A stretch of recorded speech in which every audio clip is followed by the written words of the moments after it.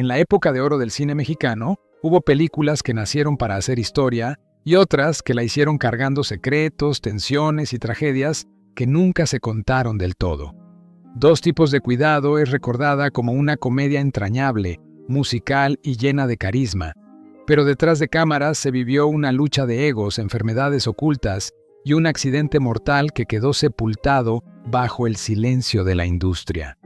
Hoy vamos a adentrarnos en el lado menos conocido de esta película icónica, en los conflictos entre Pedro Infante y Jorge Negrete y en los hechos que marcaron para siempre su filmación.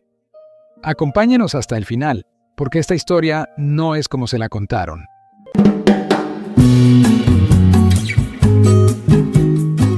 La película Dos tipos de cuidado no solo marcó un antes y un después en la época de oro del cine mexicano, también se convirtió en uno de los proyectos más complejos, tensos y rodeados de silencios incómodos en la historia de la industria. Desde su concepción, la cinta estuvo envuelta en egos, presiones externas y decisiones tomadas a puerta cerrada. Reunir en un mismo set a Pedro Infante y Jorge Negrete, las dos figuras masculinas más poderosas del cine nacional en ese momento, no fue una hazaña menor. Ambos eran ídolos absolutos, con legiones de seguidores, carreras consolidadas y una rivalidad no declarada que la prensa alimentaba constantemente. Ninguno quería verse reducido, eclipsado o presentado como inferior frente al otro, y eso convirtió el desarrollo del guión en un auténtico campo minado. Los libretistas se vieron obligados a reescribir diálogos y modificar la estructura narrativa en al menos 3 ocasiones, buscando un equilibrio casi matemático entre escenas, canciones, primeros planos y momentos dramáticos. Cada gesto, cada línea y cada aparición en pantalla era analizada minuciosamente por los protagonistas. La tensión llegó a tal punto que tuvo que intervenir Carlos Orellana, primer actor, figura respetada y amigo cercano de ambos, quien ayudó a mediar, suavizar asperezas y ajustar el libreto para que ninguno sintiera que el otro tenía mayor peso dentro de la historia. Su participación fue clave para evitar que el proyecto se viniera abajo antes de comenzar.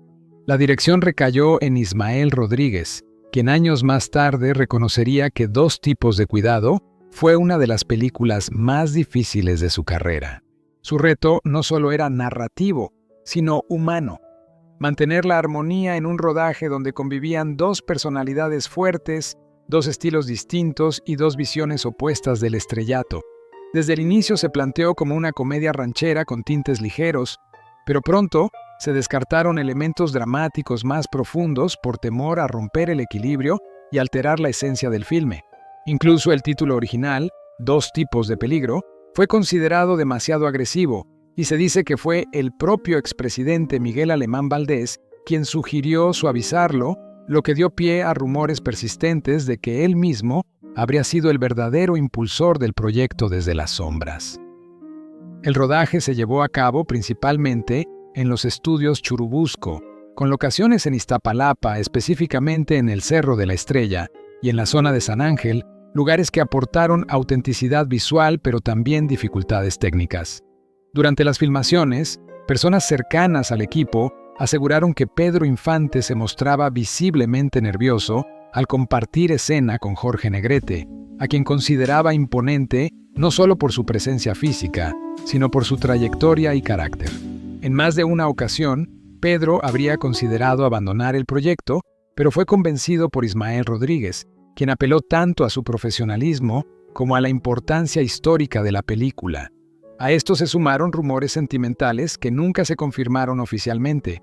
Se habló de un supuesto romance entre Pedro Infante y Yolanda Varela, una relación que ella negó categóricamente durante toda su vida, pero que alimentó aún más la atención mediática alrededor del rodaje. Mientras tanto, Jorge Negrete enfrentaba una realidad mucho más grave. Su estado de salud se deterioraba rápidamente. Ya padecía serios problemas hepáticos y durante la filmación tuvo que ser hospitalizado de emergencia, lo que obligó a suspender el rodaje por varios días. Algunos testimonios aseguran que su condición fue tan delicada que se llegó a plantear la posibilidad de modificar el final del guión para eliminar a su personaje ante el temor de que no pudiera continuar trabajando. Sin embargo, Fiel a su carácter, Negrete se negó rotundamente a abandonar la película.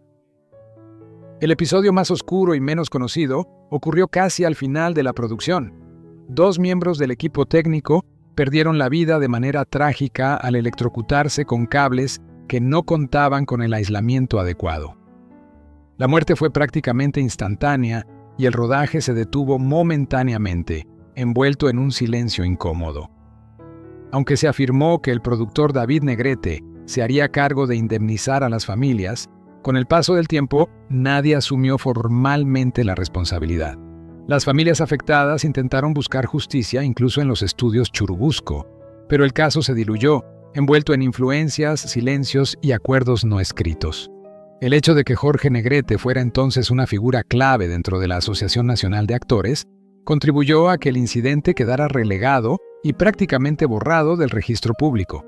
Así, Dos tipos de cuidado llegó a las salas de cine en 1953 como una comedia entrañable, llena de música y humor, pero detrás de su éxito se ocultaba una historia marcada por rivalidades, enfermedades, tragedias humanas y secretos que jamás fueron aclarados del todo.